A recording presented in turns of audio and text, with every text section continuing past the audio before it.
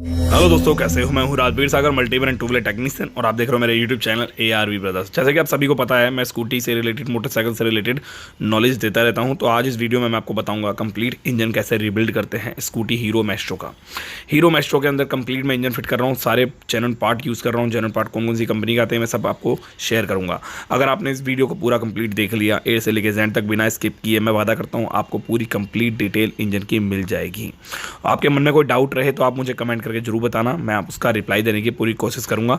अगर मैं यहाँ रिप्लाई नहीं दे पाया तो आप मेरे को इंस्टाग्राम पे मैसेज कर सकते हो। अगर आप मेरी वर्कशॉप पे आना चाहते हो तो डिस्क्रिप्शन बॉक्स में लिंक दे रखा है। तो स्टार्ट करते हैं वीडियो। ये जैसे कि आप देख रहे हो इस वक्त ये है चैम्बर। हमने क्या किया है, पूरे इंजन के चैम्बरों को, जितने भी इंजन के चैम्बर होते हैं लेफ्ट राइट और फ्रंट लेफ्ट, तो ये सारे चैम्बर हमने पूरे प्रॉपर क्लीन कर दिए हैं। क्लीन करने के लिए हमने इसका यूज़ किया है डीजल का, पेट्रोल का और मिट्टी तेल का। इन सभी ऑयल को, मतलब इन सभी लिक्विड पदार्थ को यूज़ करने से हमारे जो चैम्बर है वो पूरे क्लीन हो जाते हैं। हम इंजन के अंदर जो बैरिंग यूज़ कर रहे हैं वो कर रहे हैं फैक कंपनी का बैरिंग, FAG फैक के। और जो सीलें यूज़ कर रहे हैं वो कर रहे हैं HTA कंपनी की seal use. HTA branded seal होती हैं, जेन्युइन जो कंपनी गाड़ी में डाल के देती है। जब हम शोरूम से गाड़ी शोरूम नहीं निकालते हैं, मतलब ब्रांड न्यू निकलवाते हैं, हम ये जितनी भी सीलें होती हैं ये सारी की सारी सीलें इंजन में चेंज कर देंगे। और ये जितने भी पार्ट्स होते हैं, जैसे मतलब मूवेबल पार्ट होते हैं, वो चेंज कर देंगे। जैसे कि टाइमिंग चेन, हेड केप, ये चेन गाइड, और अपना clutch variator, time engine tensioner, clutch roller, और मैं आपको आगे बताता जाऊंगा। और टाइम इंजन टेस्नर, ये टेस्नर है जो मेरे हाथ में आप देख रहे हैं इस वक्त। मैं आपको आगे वीडियो में बताते जाऊंगा, जो जो मैं सामान डालते जाऊंगा उसका नाम और साथ में उसका काम, ठीक है। तो जल्दी से इसको स्टार्ट करते हैं। मैंने इसके गियर बॉक्स की पैकिंग पूरी कंप्लीटली लगा ली है, और चैम्बर में गियर बॉक्स के बैरिंग भी चेंज कर दिए हैं। जैसे इस वक्त आप देख रहे हो, गियर बॉक्स के बैरिंग चेंज करना बहुत ज़्यादा ज़रूरी होता है। अगर हम नहीं डालेंगे बैरिंग तो दिक्कत आएगी। तो ये बड़ी वाली गरारी हमने डाल दी है, जो कि हमारी स्कूटी को पावर प्रदान करती है एक तरह से, ठीक है। और ये हमारी छोटी गरारी हमने लगा दी है। तो ये हमारी पूरी कंप्लीट गियर बॉक्स की फिटिंग हो चुकी है। अब इसकी जो पैकिंग मैंने यूज़ की है, जेन्युइन यूज़ करी है। इसकी जो गरारियाँ यूज़ करी है एकदम जेन्युइन गरारियाँ हैं सारी। अगर गरारी में आपको एक भी गरारी में दांते जो होते हैं, कटे हुए टिथ जिसे कहते हैं, वो टिथ में हल्की सी गड़बड़ लग रही है या कटे हुए लग रहे हैं, तो आप उस गरारी को चेंज कर दें। अब हम इस गरारी की बॉक्स के अंदर जो गियर बॉक्स इसमें यूज़ कर रहे हैं, ये आपका एब्रो कंपनी का ऑयल ट्रीटमेंट। मैं एब्रो कंपनी का ऑयल ट्रीटमेंट ज़्यादातर यूज़ करता हूँ, और ऑल ओवर इंडिया में मेरी सप्लाई भी होती है। अगर आपको परचेज़ करना है तो मैंने यहाँ फ़ोन नंबर दे रखा है, आप इसे परचेज़ कर सकते हो, और इस व्हाट्सएप पे मैसेज करके मिनिमम 5 पीसेस। तो ये जो है हमारा कंप्लीट, जब एब्रो कंपनी का हम ऑयल ट्रीटमेंट डालते हैं तो उस वक्त हमें क्या करना होता है, गरारी को थोड़ा घुमाना होता है। और यहाँ पे मैं थोड़ा सा बैरिंग के अंदर ल्यूब यूज़ कर रहा हूँ, मोटुल कंपनी का ये मोटुल कंपनी का 20W40 का ऑयल, ठीक है। मैंने इसमें सील डाल दी है जैसे कि इस वक्त आप देख रहे हो, और मैं इसको प्रॉपर तरीके से फिट कर देता हूँ। ये पूरा कंप्लीट गियर बॉक्स का सेटअप है। अब हमारा ये कंप्लीट सेट हो गया। सारे के सारे बैरिंग मैंने इसमें चेंज किए हैं, ओके। कुछ इस तरीके से आपको प्यार से फिट करना है। काफ़ी सारे लोग हथौड़े की इस्तेमाल करते हैं, वो आपको नहीं करना है, बिल्कुल भी हथौड़े का इस्तेमाल नहीं करना है। तो ये कंप्लीट हमारा ये फिट हो चुका है। अब मैं इसकी अपोजिट साइड कुछ नट बोल्ट होते हैं वो लगा देता हूँ। ये एक बोल्ट हमारा ऊपर हो गया, बीच में हो गया, और एक बोल्ट ऊपर, एक बोल्ट नीचे। कुछ इस तरीके से हमारे बोल्ट में टाइट कर देना है। जो भी बोल्ट आपको लगता है वो ख़राब है, स्लिप है या टेढ़ा है, या उसका फ्रंट पोस्चर जो है वो सही नहीं है, पिटा हुआ है, तो आप उसे चेंज कर दें। 10 नंबर के बोल्ट इसमें आराम से लगते हैं और ईजिली अवेलेबल हो जाते हैं, ओके। अब मैं आगे बात करूं तो मैंने इसकी सील लगाई है, जो हमारी शाफ्ट होती है पीछे, जो गियर बॉक्स इसकी शाफ्ट की, आउटपुट की शाफ्ट की हमने सील लगाई दी थी पहले, और अब इनपुट की भी लगा देते हैं। तो कुछ इस तरीके से हमारी सील लगी थी वो वाली। अब ये दूसरी सील हम लगा देते हैं इस साइड में, जो हमारा क्रैंक वाली सील होती है। ये कुछ हम इस तरीके से चेक कर लेते हैं लूज़ तो नहीं है सील, और उसके बाद हम इसकी यहाँ पर सील को इस तरीके से लगा देते हैं। सील लगाते समय आपको ध्यान देना है, सील बिल्कुल भी टेढ़ी नहीं होनी चाहिए, एकदम फ्लैट होनी चाहिए। और लगाते समय दोनों तरफ आपको फोर्स देनी है, लेफ़्ट और राइट एक साथ। अगर आप थोड़ा सा भी हल्का सा लेफ़्ट साइड में ज़्यादा फोर्स दे दोगे तो उसमें सील आपकी टेढ़ी हो जाएगी, और उसके बाद आपको वो सील चेंज करनी पड़ जाएगी, सील वो ख़राब हो जाएगी, मेरा कहने का मतलब। और आपकी गाड़ी में ऑयल लीकेज की परेशानी आएगी अगर आपने ध्यान नहीं दिया तो फाइनली सील लग चुकी है। अब हम इसकी क्रैंक को फिट करते हैं। तो ये क्रैंक को फिट करने के पहले हमें क्रैंक की जो स्लिप होती है, मतलब क्रैंक के अंदर जो सीट लगी होती है जिस पर क्रैंक बैठेगी, उस पर हमें ल्यूब करना पड़ता है, ताकि क्रैंक को आसानी से फिट करने में आसानी हो जाए, ठीक है। तो हमने थोड़ा सा ल्यूब कर दिया है। इसको ल्यूब करने के लिए कुछ भी यूज़ कर सकते हो, एब्रो कंपनी का ऑयल ट्रीटमेंट यूज़ कर सकते हो, और साथ ही आप इंजन ऑयल भी यूज़ कर सकते हो। WD बोल रहा हूँ, ये 20W40 का ग्रेड यूज़ कर सकते हो। ये 2 क्रैंक हैं, इसमें से एक ब्रांड न्यू क्रैंक है और एक पुरानी क्रैंक है। हमने पुरानी क्रैंक को बिल्कुल रिप्लेस कर दिया है, क्योंकि जो ब्रांड न्यू क्रैंक है उसको डालना ज़्यादा समझदारी है। पुरानी क्रैंक में हुआ क्या है, जो उसकी दांतें होते हैं वो टेढ़े हो गए हैं और वो घिस गई है, कट गई है बहुत ज़्यादा, तो वो रिपेयर नहीं हो पाएगी, इसलिए हमने सोचा इसको पूरी ही डालना समझदारी है। तो अभी ये क्रैंक पूरी कंप्लीट रिफिट होने के बाद हमें कुछ इस तरीके से थोड़ा सा इसको मूव करना है। थोड़ा सर्कुलेट करने से ये होता है कि थोड़ा सा ऑयल जो हमने लगाया होता है वो थोड़ी अच्छे तरीके से वो मतलब अंदर सर्कुलेट हो जाता है, ठीक है। बाकी आप समझ रहे हो यार। तो अभी अब ऊपर का चैम्बर नया डाल देते हैं। मतलब ये जो चैम्बर है मैंने ब्रांड न्यू डाला है, क्योंकि इसमें जो पहले मैकेनिक ने काम किया था वो जो चैम्बर है तोड़ दिया था हथौड़ी वगैरह मार के, तो ये गलत था बहुत ज़्यादा। इसकी मैंने वीडियो भी पर्सनली बनाई हुई है एक डेडिकेटेड, आप देख सकते हो, डिस्क्रिप्शन बॉक्स में मैं लिंक डाल दूंगा। बाकी आप नीचे भी देख सकते हो कमेंट बॉक्स में पिन करके। और ये जो है हमारे चैम्बर की फिटिंग हो चुकी है। तो फाइनली अब हम क्या करेंगे, इसके जो चैम्बर के बोल्ट हैं वो 10 नंबर के वो लगा रहे हैं। इसके पूरे ही इंजन में ज़्यादातर 10 नंबर जो बोल्ट हैं वो 10 नंबर के बोल्ट हैं। मतलब ऊपर की कैप जो है 10 नंबर की है, क्योंकि ज़्यादातर इंजन हीरो होंडा के या फिर स्कूटी के नॉर्मल जो इंजन, स्कूटी के तो इंजन जो है 10 नंबर के होते हैं, पर वैसे 8 नंबर के भी होते हैं हीरो के। तो ये है ऑयल पंप। ऑयल पंप जो है ये बहुत छोटा ऑयल पंप है, बहुत ही छोटा। इस ऑयल पंप के अंदर एक गरारी लगती है, और ये ऑयल पंप अगर आपको ख़राब लगता है, हल्का सा आउट लगता है या पुराना ज़्यादा लगता है, उसको आप चेंज कर दें। अब ये गरारी है, गरारी जो है ये प्लास्टिक की होती है। ये हमारा काम करती है, जब ये घूमती है तो ऑयल जो होता है वो नीचे से ऊपर सर्कुलेट होता है। ये ऑयल पंप का काम होता है। अगर ये गरारी टूट जाएगी तो ऑयल इंजन सीज मार जाएगा। तो कुछ इस तरीके से ऑयल पंप लगता है। इसके अंदर एक पिन लगती है और पिन के अंदर एक गरारी भी लगती है। मैं आपको दिखा देता हूँ। सबसे पहले जो उसकी पिन होती है वो ये पिन होती है, ये उसके अंदर जाएगी जो हमारा ऑयल पंप है, और इस ये जो ऊपर के नक्के देख रहे हो आप पिन की तरफ के, कुछ इस तरीके से ये लग जाएंगे, ठीक है। और इसके बाद ये अंदर इस तरीके से फिट हो जाएगी। तो ये हमारा ऑयल पंप लग चुका है। अब ये ऑयल पंप लग गया। अब इस ऑयल पंप की हमें कैप भी लगानी है, क्योंकि ऑयल पंप की कैप लगाना बहुत जरूरी है, क्योंकि इस साइड का जो पार्ट होता है वो पूरा ड्राई होता है, क्योंकि इधर मैग्नेट की कॉइल लगेगी और लगेगा मैग्नेट। ये वाला पार्ट जो है पूरा ड्राई होता है, तो हमें ध्यान देना है बॉन्ड का, रिंग का और पैकिंग का, ठीक है। कुछ इस तरीके से हमारे ये बोल्ट टाइट हो चुके हैं 10 नंबर के दोनों। तो ये मैग्नेट कॉइल है। अगर आप इंजन फिट कर रहे हो और आपको लगता है मैग्नेट कॉइल आपकी बहुत ज़्यादा गंदी है, तो आप उसे पेट्रोल से वॉश कर सकते हो या डीजल से या मिट्टी तेल से वॉश कर सकते हो। साथ ही अगर आपको लगता है साइडों में जंग लगी हुई है तो उसे साफ़ कर सकते हो WD-40 से। उसके अलावा अगर कोई भी तांबे की तार आपको अलग तरीके से दिख रही है, जैसे ब्लैक कलर की दिख रही है, फूकी फूकी डैमेज टाइप की, तो आप उसे चेंज कर सकते हो। बट ये जो तारे हैं बिल्कुल ठीक हैं, इसमें कोई दिक्कत नहीं है, परफेक्ट है। तो हम इसको ही फिट कर देंगे। तो फटाफट फिट करते हैं। तो ये फिट कर दिया हमने मैग्नेट कॉइल, कुछ इस तरीके से फिट हो चुकी है मैग्नेट कॉइल। अभी हम इसका मैग्नेट लगाएंगे। इसके अंदर बहुत ही ईजिली मैग्नेट को क्लीन करना है और मैग्नेट की काटर लगानी है। थोड़ा सा मैग्नेट की काटर हमने लगा ली है। अब इसको फिट करते हैं कुछ ईजिली, आसानी से, इस तरीके से।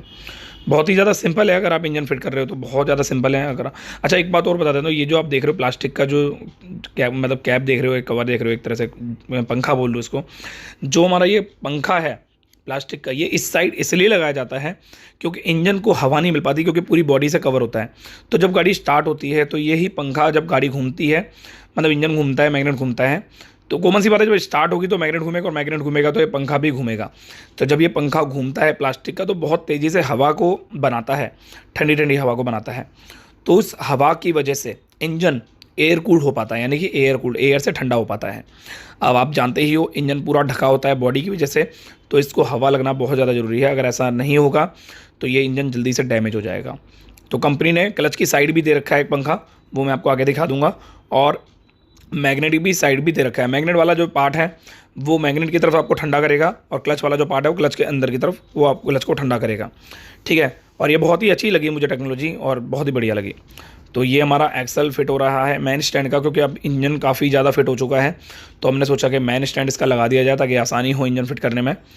तो कुछ इस तरीके से मैन स्टैंड में लगाते समय आपको एक्सल के अंदर ग्रीस लगानी है, ताकि मैन स्टैंड में मूवेबल आसानी से हो और बहुत ही ज़्यादा मज़ा आए, इसको स्मूथनेस फील हो, ठीक है ना।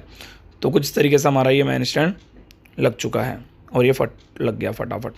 तो ये हमारा पूरा कंप्लीटली इंजन तैयार हो चुका है, जैसे कहते हैं हाफ इंजन, तो मतलब आधा इंजन रह गया है। अब इसके अंदर एलॉय व्हील फंसा देंगे। हमने होंडा के जेन्युइन ब्रेक शू इसमें लगाए हैं, होंडा के जेन्युइन ब्रेक शू ही लगाने हैं। काफ़ी सारे लोग लगाते हैं मैकिनो के, MK के, पता नहीं कौन कौन से ब्रेक शू लगाते हैं, SK वेस्के के। वो ब्रेक शू आपको यूज़ नहीं करने, उससे आपकी गाड़ी का व्हील जाम रहेगा और आपकी गाड़ी में क्लच में दिक्कत आएगी। आपको ना कुल मिला के लोकल पार्ट नहीं डालना है, ठीक है। तो हम इसका बोल्ट टाइट कर देते हैं। 22 नंबर का इसमें नट होता है, तो ये नट हम टाइट कर देते हैं। कभी कभी नट बोल्ट उल्टा बोल देता हूँ, तो आप समझना थोड़ा सा। तो अब मैं बात करूँगा पिस्टन के बारे में। तो पिस्टन की ब्लॉक किट है। मैं स्कूटियों में ज़्यादातर ब्लॉक किट चेंज करता हूँ और मुझे ज़्यादा कंफर्टेबल लगता है इसमें। मैं एज़ कम्पेयर टू मोटरसाइकिल की बात करूँ, मोटरसाइकिल में मैं ब्लॉक किट नहीं डालता हूँ, मैं पिस्टन बोर करता हूँ। बहुत ज़्यादा बढ़िया तरीके से क्रॉस बोरिंग होती है, ठीक है। तो ये हमारी होंडा की, हीरो की जो पैकिंग है ये आई है, और ये हमारा पिस्टन है। तो पिस्टन के बारे में आपको थोड़ा सा डिटेल में ब्रीफ कर देता हूँ। देखो, पिस्टन जो होता है ब्लॉकेट में ऊषा कंपनी का आता है, ठीक है। और ये इन जो लिखा है इनका मतलब होता है इनलेट, और जो KW लिखा है इसका मतलब होता है एग्जॉस्ट। इन वाला जो पार्ट है वो हमारा रहेगा कार्बोरेटर की तरफ, और KW वाला जो एग्जॉस्ट का जो पार्ट है वो हमारा रहेगा साइलेंसर की तरफ। एग्जॉस्ट की तरफ होता है थोड़ा बड़ा वाल, इनलेट की तरफ होता है थोड़ा छोटा वाल। एग्जॉस्ट वाला जो टैपेट होता है वो थोड़ा ज़्यादा लूज रहता है क्योंकि वहाँ पे हीटिंग ज़्यादा होती है। इनलेट वाला जो टैपेट है वो थोड़ा सा कम लूज रहता है क्योंकि वहाँ पे हीटिंग नहीं रहती है। इस चीज़ को आप ध्यान देना। बाकी मैं रिंग की बता देता हूँ। तो ये हमारा एरो वाला जो पार्ट है ये हमने कुछ इस तरीके से लगाया है। मैं बहुत ही ज़्यादा सिंपल, बहुत ही ज़्यादा आसान तरीके से आपको समझा रहा हूँ। रिंग जो होती है वो टोटल 4 होती हैं, तो कुछ इस तरीके से आपको रखनी है। यहाँ पे 2 रहेंगी आपकी रिंग है, ऑयल रिंग जो होती है जिसमें हम बोलते हैं बहुत पतली वाली रिंग, एक उधर एक इधर, ठीक है। अब हमारी बात आती है रिंकल वाली, यानी कि एक्सपेंडर रिंग की। तो एक्सपेंडर रिंग को आप यहाँ भी रख सकते हो और यहाँ भी रख सकते हो। तो मैं एक्सपेंडर रिंग यहाँ पे आपका मार्क कर देता हूँ। तो एक्सपेंडर रिंग यहाँ रखना, और उसको M शेड रख सकते हो या फिर W की शेड भी रख सकते हो, उससे कोई भी दिक्कत नहीं आएगी। मैं आपको थोड़ा सा एक्सप्लेन कर देता हूँ थोड़ा डिटेल में। तो ये है हमारी ऑयल रिंग। तो इस ऑयल रिंग को कुछ इस तरीके से रखना आप, ठीक है। और दूसरी ऑयल रिंग जो है हमारी ये वाली है, ये रही। इस ऑयल रिंग को हम इस तरीके से कुछ रखेंगे, ठीक है ना। तो ये आप बहुत सिंपल तरीके से समझ गए होंगे। अगर आपको समझ में आ रहा है तो आप मेरे को नीचे कमेंट करके बताना। बाकी ये बहुत बढ़िया तरीका है। ये एक्सपेंडर रिंग है, तो एक्सपेंडर रिंग को आप इस तरीके से रखना, जो जॉइंट वाला पार्ट है वो इस तरीके से रहेगा, ठीक है। ये हमारी ऑयल रिंग लग गई। पिस्टन में जो ऑयल की सप्लाई को रोकता है ऊपर जाने से वो ऑयल रिंग ही होती है। अब ये आती है मोटी वाली रिंग, यानी प्रेशर रिंग टॉप 2। ये हमारी रहेगी ऐसे, ठीक है। तो यहाँ पर मार्क कर देते हैं। तो ये हमारी रहेगी ऐसे, यानी एग्जॉस्ट की तरफ। ध्यान से देखना भाई आपको, ठीक है। ये हमारी एग्जॉस्ट की तरफ रहेगी। ये मैं आपको इसलिए मार्क ले रहा हूँ ताकि आपको बहुत ही सही तरीके से मैं आपको समझा सकूँ, ठीक है। तो यहाँ पे हमारी आ गई टॉप 2, और यहाँ पर आ गई हमारी टॉप 3, मतलब टॉप 1 एक तरह से, सॉरी मैं टॉप 3 बोल रहा हूँ, टॉप 1। तो कुछ इस तरीके से आप टॉप 1 की जगह टॉप 2 भी रख सकते हो, टॉप 2 की जगह टॉप 1 भी रख सकते हो, मतलब इसको आप एक्सचेंज कर सकते हो, ठीक है। इस चीज़ को आपको ध्यान रखना है। तो अभी फटाफट से मैं इसकी रिंग लगाता हूँ और फटाफट से इसका पिस्टन फिट करता हूँ। बहुत ही आसान है। और पिस्टन फिट करने के बाद आपको मैं आगे का प्रोसेस दिखाता हूँ। एक चीज़ और मैं बता देता हूँ आपको जो बहुत ज़्यादा बढ़िया आपके लिए जानने होंगी। अगर आप स्कूटी में पिस्टन बोर करने की सोच रहे हो तो थोड़ा सा आपको पिस्टन बोर को सही तरीके से करना पड़ेगा, नहीं तो पिस्टन बोर कामयाब नहीं हो पाएगा, दिक्कत होगी। पिस्टन बोर थोड़ा सा लूज रखना पड़ेगा आपको, ठीक है ना। तो अभी ये टाइमिंग चेन है, ये टाइमिंग चेन हम डाल रहे हैं गाड़ी में। पिस्टन फिट करने से पहले मैं टाइमिंग चेन इसलिए फंसा रहा हूँ ताकि मुझे बाद में दिक्कत ना आए। अब वो क्या दिक्कत आएगी मैं आपको बाद में आगे दिखा दूंगा। ये टाइमिंग चेन के साथ में मुझे मैग्नेट पेचकस लेना है। ये मैग्नेट पेचकस है, तो ये मैग्नेट पेचकस इस तरीके से टाइमिंग चेन को चिपका लेता है, मतलब इतनी तरह खींच लेता है। मैग्नेट पेचकस बहुत ज़्यादा काम की होती है चीज़, मैं आपको बाद में बताऊंगा। तो कुछ इस तरीके से मेरे को टाइमिंग चेन यहाँ में फिट कर देना। टाइमिंग चेन में फ्रंट और लेफ्ट मतलब उल्टा सीधा कुछ नहीं होता, आप जैसे मर्जी उसको फिट कर सकते हो। तो मैग्नेट पेचकस से मैं क्या कर रहा हूँ, उसकी मदद से खींच रहा हूँ उसको, ताकि मेरी उंगली नहीं जाएगी। अब आप समझ गए होंगे मैं टाइमिंग चेन क्यों डाल रहा हूँ, क्योंकि मुझे पिस्टन सिलेंडर में दिक्कत होगी। इसलिए दिक्कत भी क्या होगी यार, देखो जरूरी नहीं है, पर ये थोड़ा सा कंफर्टेबल हो जाता है बंदा, और कुछ नहीं है। अब ये हमारी टाइमिंग चेन फिट हो चुकी है। क्लच वाला पार्ट हम बाद में फिट करेंगे। सबसे पहले मैं आपको ऊपर का पार्ट दिखा देता हूँ। ये हमारी जो हमारी सिलेंडर की ब्लॉकेट की पैकिंग है वो लगा दी है हमने, जेन्युइन पैकिंग है। यहाँ पे मैंने बॉन्ड का बिल्कुल भी यूज़ नहीं किया है। 2 पिनडाउल मैंने लगा दी है इसके अंदर, 2 स्टेट के अंदर, और एक हमारा टाइमिंग चेन का गाइड मैंने लगा दिया है। तो अभी हम फटाफट से पिस्टन फिट कर दिया है हमने इसके अंदर। रिंग है जैसे मैंने आपको बताया था बिल्कुल वैसे ही मैंने इसमें लगाई है, और ये बहुत ही ज़्यादा आसान है। अगर आप करना चाहो तो कर सकते हो। थोड़ा सा आपको एक्सप्लेन कर दिया है मैंने डिटेल में, तो आप वीडियो को स्किप मत करना है। अगर आप चाहो तो सेव कर सकते हो इस वीडियो को। और हाँ एक चीज़ और, चैनल को सब्सक्राइब जरूर कर देना, क्योंकि बहुत ज़्यादा जरूरी है चैनल सब्सक्राइब करना। मैं इसमें बिल्कुल भी कट नहीं करूँगा इस वीडियो के अंदर। मैं रिंग लगाते समय तो आपको इस तरीके से देखना है, देखो मैं कट नहीं कर रहा हूँ बिल्कुल भी, ठीक है। तो रिंग आपको इस तरीके से लगानी है। जब आप रिंग फिट करो तो एकदम से जोर नहीं डालना आपको। जैसे ही आप रिंग की बारी आती है आपको सिलेंडर को अप एंड डाउन करना है, लेफ्ट साइड की तरफ राइट साइड की तरफ, और कुछ इस तरीके से फिट कर देना है। मैंने कहीं कोई कट नहीं करा है इसके अंदर, देखो इजी फिट कर दिया है। काफ़ी सारे लोग होते हैं जो बोलते हैं स्ट्रेट लगी हुई गाड़ी में सिलेंडर ब्लॉकेट लगाने में दिक्कत होती है। मैग्नेट पेचकस देख रहे हो कितना आसान होता है यहाँ पर। ये मैग्नेट पेचकस से मेरी टाइमिंग चेन आसानी से आ जाती है। मुझे किसी चीज़ में बांधने की जरूरत नहीं पड़ती। जैसे ना कपड़े अपने में बांध देते बंदे, सेटिंग वायर में बांध देते हैं, तो उसमें वो तार निकल जाती है, बड़ी अजीब सी लगती है, इसलिए मैं उसको नहीं करता। एक बार मैं उसको रोटेट करके देख लूँगा। आपको पता होगा आरपीएम का मतलब क्या होता है, रिवोल्यूशन पर मिनट। जब पिस्टन ऊपर से नीचे आता है उसको 1 आरपीएम बोलते हैं। तो ये जो है हमारे पिनडाउल एक लग गई है, और एक पिनडाउल लगेगी फ्रंट की तरफ ऊपर की तरफ। तो ये पिनडाउल हमारी लग गई है।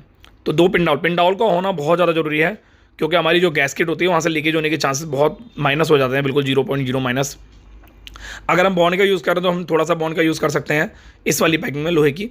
ये लोहे की पैकिंग होती है। मैं आपसे पूछना चाहूँगा एक छोटा सा सवाल, इसमें लोहे की पैकिंग क्यों दी गई है और नीचे जो है वो गत्ते की पैकिंग क्यों दी गई है? कंपनी ने लोहे की पैकिंग यहाँ पे क्यों दी है? यहाँ पे गत्ते की पैकिंग भी तो दे सकती थी कंपनी। एक बार नीचे इसका आंसर मुझे जरूर देना आप। बाकी मैं वाल्व फिट कर रहा हूँ गाड़ी में, वाल्व जो है मैंने नए डलवा दिए हैं। वाल्व तो बहुत आसान है, ईजी है, और वाल्व जो गाइड है वो भी मैंने नहीं डलवाए हैं इसके अंदर, ब्रांड न्यू। तो कुछ इस तरीके से मुझे टाइमिंग चेन को फिट करना है और कुछ इस तरीके से मुझे हेड को असेंबल करना है। मुझे उसका आंसर जरूर देना है, मेरे को आंसर का इंतजार रहेगा। अगर आपने वीडियो देखी है वाकई में तो आपको पता लग गया होगा आंसर के बारे में कि मैंने यहाँ पे आंसर क्या था, ठीक है। मुझे कोई दिक्कत आ रही है तो मैं इसको वापस बाहर निकाल लेता हूँ और वापस फिर से मैं इसको फिट कर देता हूँ। हुआ क्या था इसमें, जो इसकी रॉकर की जो पिन होती है वो बाहर की तरफ आ जाती है, इसलिए कभी कभी हमारा जो स्टेट होता है वो रॉकर की पिन की वजह से अटैच हो जाता है। तो आपको हेड को वहाँ से बाहर निकाल के रॉकर की पिन को वापस अंदर डालना होता है, बस और कुछ नहीं है। मैंने आपको सारी डिटेल समझा दी है, तो आपको समझ में आ रही हो। अब मैं इसके ऊपर के नट बोल्ट वगैरह लगाऊंगा, वार्सा लगाऊंगा। तो ये वार्सा मैंने चारों लगा दी हैं इसके अंदर। अब इसकी जो नट हैं वो लगाऊंगा मैं, ठीक है। 4 नट होते हैं इसके अंदर। अब ये नट मैंने लगा दिए हैं फटाफट फट फट फट फट फट फट। तो आपको एक चीज़ बता देता हूँ, जो नट आप लगा रहे हो चारों, आपको क्या करना है, चारों नट क्रॉस बाय क्रॉस टाइट करने हैं। काफ़ी सारे लोग होते हैं एक बार में एक नट टाइट कर देते हैं, बाद में 3 लूज छोड़ देते हैं। उससे क्या होगा, उससे आपकी गाड़ी की जो एक सिमेट्री होती है वो नहीं मिल पाएगी, बाद में आपको दिक्कत होगी। और ये हमारे नट देखो इस तरीके से टाइट हो रहे हैं, पहले ऊपर का फिर नीचे का, पहले ऊपर का फिर नीचे का, कुछ इस तरीके, देखा ना। तो इसी तरीके से आपको नट टाइट करने हैं, ठीक है, आमने सामने, ये देखो। और आराम बराबर टाइट करने, आराम से, ताकि आप आराम से टाइट करो तो आपकी गाड़ी की जो एक प्रॉपर सिमेट्री वो मिल सके और आपको अच्छा भी लगे गाड़ी चलाने, फील आए। गाड़ी में सामान ही डालना सब कुछ नहीं होता यार, देखो कैमरा कुछ ज़्यादा हिल रहा है। तो गाड़ी में सामान ही डालना सब कुछ नहीं होता, गाड़ी में सामान के साथ साथ सेटिंग भी बहुत ज़्यादा जरूरी होती है। टाइमिंग चेन को फिट करते समय आपको टाइमिंग का याद रखना है। मैं डिटेल में समझा देता हूँ टाइमिंग क्या होती है। जो हमारी केम साफट होती है, जब हम टाइमिंग चेन फंसा रहे हैं तो केम साफट एकदम फ्री होनी चाहिए, ठीक है। मतलब वाल दबे होने चाहिए, वाल खुले हुए नहीं होने चाहिए। तो हमें, और एक बात और, यहाँ पे टाइमिंग का जो टी वाला पार्ट है वो मिला होना चाहिए। अब मैग्नेट में टी वाला पार्ट होता क्या है, यहाँ पे बड़ा कन्फ्यूजन होता है लोगों को, तो ये भी मैं आपको समझा देता हूँ थोड़ा डिटेल में। अब आते हैं मैग्नेट की तरफ, देखते हैं। ये मैग्नेट है हमारा, इस मैग्नेट में आपको टी का निशान दिख रहा होगा। ये जो टी वाला पार्ट है इसको हमें इस एरो के सामने रखना है, और जो एफ है उस पर अगर रखते हो तो आरपीएम बढ़ जाएंगे। एफ का मतलब होता है फास्ट टाइमिंग, जहाँ तक मुझे लगता है, मेरा एक्सपीरियंस है। और यहाँ पे ये जो टी वाला मतलब ऊपर जो पॉइंट आप देख रहे हो केम शाफ्ट का, कुछ इस तरीके से आपको रखना है यहाँ पर, ठीक है। और जब आप इसको मूव करोगे, मैग्नेट को हल्का फुल्का हिलाओगे, तो उसमें रॉकर में कोई चाल नहीं होनी चाहिए। तो इसको बोलते हैं प्रॉपर टाइमिंग मिलना। अब यहाँ पे हमारा हेड और सिलेंडर कंप्लीट हो चुका है, गेयर बॉक्स हो चुका है, क्रैंक हो चुकी है। अब हम फिट करेंगे क्लच का पूरा कंप्लीट पैटर्न। मैं उम्मीद करता हूँ जहाँ तक आपको समझ में आ रहा होगा। अब हमें लगानी है क्रैंक की सील। ये सबसे बड़ी सील होती है, इसमें सबसे ज़्यादा ध्यान देना पड़ता है। इस सील को आपको क्या करना है, दोनों तरफ से बहुत आराम से स्मूथली फिट करना है।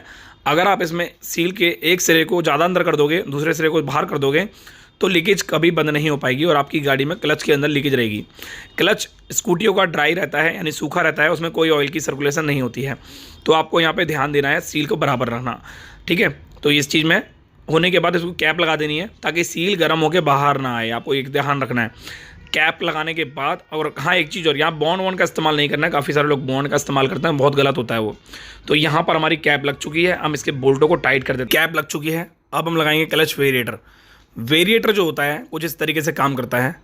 जैसे ही हम वेरिएटर के अंदर गोली लगाते हैं और बुश लगाते हैं, तो ये जो आप देख रहे हो ये पूरा प्रॉपर तरीके से मूवेबल होता है और कुछ इस तरीके से काम करते हैं। जैसे हम गाड़ी रेस दे रहे हैं ना, तो रेस देने के बाद ये जो गोलियां होती हैं हमारी टाइट हो जाती हैं, और उसके बाद हमारी जो बेल्ट होती है वो आगे की तरफ आ जाती है, जिसकी वजह से हमारी बेल्ट घूमती है क्रैंक के साथ। अब जब क्रैंक के साथ बेल्ट घूमेगी तो पिकअप आएगा, ठीक है ना। जब हमारी गाड़ी में वाइब्रेशन की प्रॉब्लम आती है ना, तो हमारी गाड़ी में वेरिएटर की गोलियाँ ख़राब हो जाती हैं। तो उस टाइम आपको वेरिएटर की गोली चेक करनी है और ये बुश चेक करना है, और ये कटा हुआ चेक करना है, कटा तो नहीं है। ये मतलब इससे गाड़ी की बहुत ज़्यादा साइलेंट हो जाती है गाड़ी, ठीक है। तो ये हमारी बेल्ट लग चुकी है। बेल्ट के बाद हमारा ये ऊपर का कैप लग चुकी है लोहे की। अब देखो, मैं बता रहा था ना आपको एयर की सिस्टम, तो यहाँ पे एक और पंखड़ी दे रखी है, देख रहे हो पंखड़ी। जब हमारी ये पंखड़ी ना आप निकाल भी दोगे तो आपकी गाड़ी में हीटिंग के अलावा और कोई दिक्कत नहीं आएगी। तो ये पंखड़ी सिर्फ इसलिए दे रखी है ताकि क्लच के अंदर गर्माहट ना पैदा हो, और हमारी जो गाड़ी के पंखड़ी हैं ये प्रॉपर तरीके से हवा को दें और यहाँ पे हीटिंग की ख़त्म करें। हीटिंग को होता क्या है, अगर ये हमारी पंखड़ी हट जाएगी लोहे की और हम गाड़ी स्टार्ट करेंगे, तो ये जो बेल्ट है ये सॉफ्ट हो जाएगी हीट होने के बाद, और ये जल्दी से टूट जाएगी। तो कंपनी ने, बड़े बड़े इंजीनियरों ने बड़ी मशक्क़त करके ये सब चीज़ें सेट करी हैं, तो इसका आपको खासकर ध्यान देना है, ठीक है। तो ये हमारे क्लच शू को लगाना है। क्लच शू के लगाने के लिए हमें थोड़ा पीछे करना पड़ेगा और इसको प्रॉपर तरीके से पीछे करके बेल्ट को अंदर करना पड़ेगा। मैं आपको थोड़ा दोबारा से थोड़ा दिखाता हूँ बारीकी से। जब हम ये बेल्ट को लगाते हैं तो क्लच शू को फंसाने के लिए हमें क्लच शू को पैटर्न को थोड़ा सा और पीछे करना पड़ता है और उसके अंदर जो बैरिंग होते हैं उसको पूरा ल्यूब करना पड़ता है कुछ इस तरीके से, ठीक है ना। क्लच शू के अंदर कुछ बैरिंग होते हैं, इसको बोलते हैं क्लच पुली। तो क्लच पुली के अंदर क्लच शू लगते हैं। अब कुछ इस तरीके से पीछे करना पड़ता है और पीछे करने के बाद जाके ये हमारा प्रॉपर फिट होता है। और एक चीज़ और, काफ़ी सारे लोग होते हैं जो बोल्ट होते हैं, नट होते हैं, उनके ऊपर चोट मार के पूरे बोल्ट की ऐसी की तैसी मार देते हैं। तो ये जो ऊपर का नट आप देख रहे हो ये बिल्कुल ठीक था, थोड़ा बहुत निशान था, उसे चल जाएगा, कोई दिक्कत नहीं, फालतू खर्चा करने वाली बात थी, इसलिए हमने सोचा इसी को फिट कर दिया जाए। अब ये हमारा क्लच कवर है ऊपर का, इसको अंदर से चेक करना है ये अंदर से क्लीन तो है या नहीं है, चिकना तो नहीं है। चिकना है तो उसको पूरा रेगमाल से साफ़ कर देना है और ये जो है हमारा एक नट, इसको फिट कर देना है। अब ये फिट होने के बाद हमारा कंप्लीट हो चुका है इंजन पूरा कंप्लीट। अब इसका कवर लगाना है। कवर लगाने से पहले आपको ये नट टाइट करना है। तो हम गन का यूज़ कर रहे हैं, काफ़ी सारे लोगों के पास गन नहीं होती, तो आप उनके पास से पूरे औजार होते हैं वो चेक कर सकते हैं, औजार ले सकते हैं, परचेज़ कर सकते हैं। कुछ दिनों बाद औजार के काम स्टार्ट करूँगा, टूल्स वगैरह का, तो ब्रांडेड टूल्स आपको सप्लाई करना स्टार्ट करूँगा। जो भी इसको भी चाहिए एक बार कमेंट करके जरूर बताना। बाकी उसके अलावा ये नट हमारे टाइट हो चुके हैं। अब हम लगाएंगे क्लच कवर। तो ये हमारे क्लच कवर लगने से पहले हम एक बार चेक कर लेते हैं पूरा कंप्लीट सब कुछ रह चुका है, सब कुछ हो चुका है या नहीं हो चुका। तो फाइनली सब कुछ सेट है। तो अभी हम इसके अंदर एक बेंटेक्स लगाएंगे। जब आपको याद होगा सब सेल्फ मारते हैं, तो सेल्फ मारने के लिए हमें बेंटेक्स की ज़रूरत पड़ती है। बेंटेक्स में क्या होता है, जब हम सेल्फ मारते हैं तो वो गरारी जो आप देख रहे हो छोटी वाली, ये आगे की तरफ आती है और उससे क्या होता है वो क्रैंक की गरारी को घुमा देती है। अब क्रैंक को जब घुमाएगी तो गाड़ी स्टार्ट हो जाती है और ये होता है मंदिर, जिसको ज़्यादातर लोग बोलते हैं। वैसे मंदिर नहीं बोलते इसको बोलते हैं ये बेंटेक्स की कैप, बेंटेक्स कैप बोलते हैं। और ये हो गई हमारी ग्रीस लग के सेट। अब हम क्लच कवर की ग्रीसिंग करेंगे। इसमें होती है किक, ये जो किक रैचेट है आप देख रहे हो, ये किक रैचेट है। इसको पूरा प्रॉपर ग्रीस करेंगे। इसके अंदर एक रबड़ लगाएंगे ताकि वाइब्रेशन की प्रॉब्लम ना आए और उसके बाद क्लच कवर को पैक कर देंगे कुछ इस तरीके से। ये हमारा क्लच कवर पैक हो गया। बहुत ही ज़्यादा सिंपल और बहुत ही ज़्यादा आसान है अगर आप इस वीडियो को देख देख के समझ सको तो। अब बात करते हैं फ्लर गेज के बारे में। टैपेट सेट करने के लिए हमें फ्लर गेज का इस्तेमाल करना पड़ेगा, क्योंकि अंदाजे से अगर आप टैपेट सेट करते हो तो पक्का कस्टमर को आप दोबारा से बुलाओगे और कस्टमर होगा परेशान। और बार बार इसकी कैप खोलने से लीकेज की परेशानी बढ़ती है, कम नहीं होती है। तो आपको क्या करना है, जब आप इंजन फिट कर रहे हो तो टैपेट को एक एक पॉइंट लूज छोड़ देना है ज़्यादा। मैं जो है इसके टैपेट सेट कर रहा हूँ 15-14। मैं आपको बता देता हूँ, जो एग्जॉस्ट है मैं इसका रख रहा हूँ 15 और जो हमारा इनलेट है उसको रख रहा हूँ मैं 14। तो ये आप इसको 14-15 भी कर सकते हो और 14-14 भी कर सकते हो, 15-15 भी कर सकते हो, 13-13 भी कर सकते हो। वो आपके ऊपर डिपेंड करता है। मेरी खुद की एक जो एक्सपीरियंस के आधार पे बताऊँ तो मैं इतना ही रखता हूँ और मेरा मस्त चलता है मक्खन की तरह एकदम। ज़्यादा टैपेट टाइट करने से आपकी गाड़ी में पिकअप खत्म होगा और ज़्यादा ही आप उसमें लूज कर दोगे तो आपकी गाड़ी में आवाज़ की प्रॉब्लम आएगी। तो मैं उम्मीद करता हूँ ये वीडियो आपको मैं समझा पाया हूँगा काफ़ी सारी चीज़ें। अगर आपको अच्छी लगी इस वीडियो को लाइक करना, चैनल सब्सक्राइब करना। एक छोटी सी रिक्वेस्ट है आपसे, इस वीडियो को लाइक करके चैनल सब्सक्राइब जरूर कर देना। अगर आप मेरी वर्कशॉप पे आके अपनी बाइक का काम कराना चाहते हो तो always welcome, link in the description. Thank you.